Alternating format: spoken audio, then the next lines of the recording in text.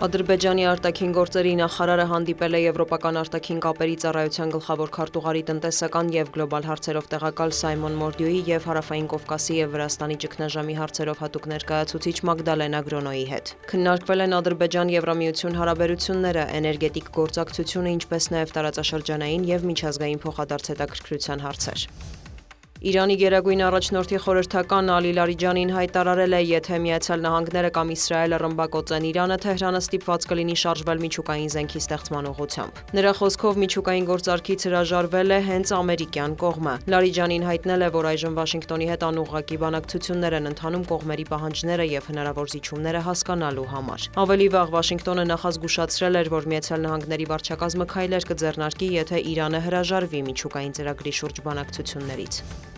Վրաստանի խորհրդարանը վերջին երրորդ ընթերցմամբ ընդունել է օտարերկրյա գործակալների գրանցման ակտը ֆարաօրինագիծը։ Կողմ է քվեարկել 86 падգամավոր, դեմ ոչ ոք։ Խորհրդարանի նախագահ Շալվա Պապուաշվիլին հայտարարել է, որ ընդունված փաստաթուղթը ամերիկյան համապատասխան օրենքի կրկնօրինակն է։ Օրինագծով կկարգավորվեն այսպես կոչված օտարերկրյա գործակալների գրանցման հետ կապված հարցերը, ֆինանսական հայտարարագրումը, մոնիթորինգի իրականացումը եւ այլ ընթացակարգեր։ Զուգահեռ Թբիլիսիում շարունակվում են հակակառավարական ցույցերը, ակցիայի մասնակիցները հավաքվել են խորհրդարանի շենքի դիմաց, պահանջելով նոր ընտրություն անցկացնել։ Նրանք բողոքում են Եվրամիությանը Վրաստանի անդամակցության հարցը մինչև 2028 թվականը օրակարգից անելու կառավարության որոշման դեմ։ Վրաստանում ցույցերը չեն դադարում 2024 թվականի նոյեմբերից։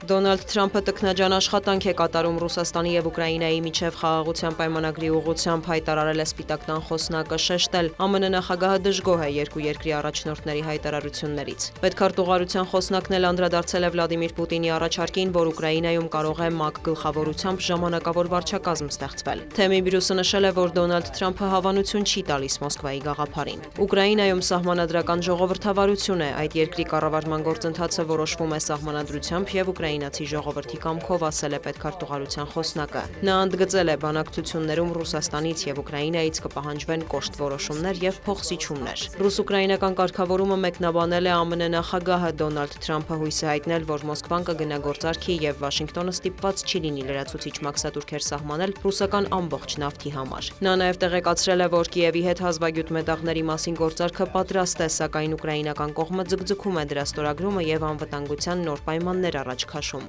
Թրամփը հավելել է, որ այդ գործարքի շրջանակում ՆԱՏՕ-ին Ուկրաինայի անդամակցության հարցը չի դիտարկվում։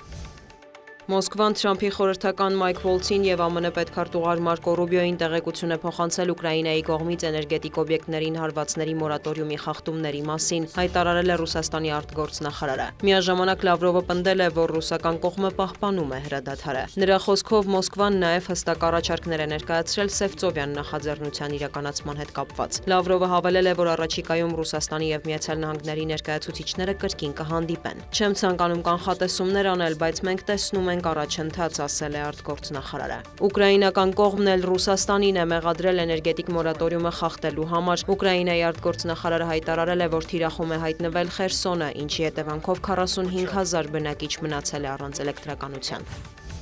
Իսրայելական ուժերը շարունակում են հարվածները Բեյրութին, մասնավորապես մայրաքաղաքի հարավային արվարձաններին։ ԶԼՄ-ների տվյալով հզոր պայթյուններ են լսվել, ըստ Ցահալի թիրախում են եղել Հեզբոլահի օբյեկտները։ Լիբանանի առողջապահության նախարարությունը հայտնել է, որ իսրայելական ավիահարվածի հետևանքով կան զոհեր և վիրավորներ։ Իսրայելի ռազմաօդային ուժերը վերսկսել են Լիբանանին հարվածները մարտի 28-ից։ Բենյամին Նեթանյահուն հայտարարել է, որ դա պատասխանն է Լիբանանից Իսրայելի տարածքի թիրախավորմանը։ Լարված է նաև Գազայի հատվածում։ Համասը հայտարարել է, որ Ցահալն ակտիվացրել է ավիահարվածները և ցեղասպան գործունեություն է ծավալում։ Հաղորդվում է վերջին ժամերին հարյուրավոր զոհերի և վիրավորների մասին։ Գազայի հատվածում հրադադարը հերթական անգամ խախտվել է մարտի 18-ին։ Իսրայելի վարչապետը մեղադրում է Համասին պատանդներին չվերադարձնելու և հրադադարի գործարքը խախտելու համար։ Պաղեստինյան շարժումը հերքում է բոլոր մեղադրանքները պնդելով, Իսրայելն է հրաժարվում կառուցողական բանակցություններից։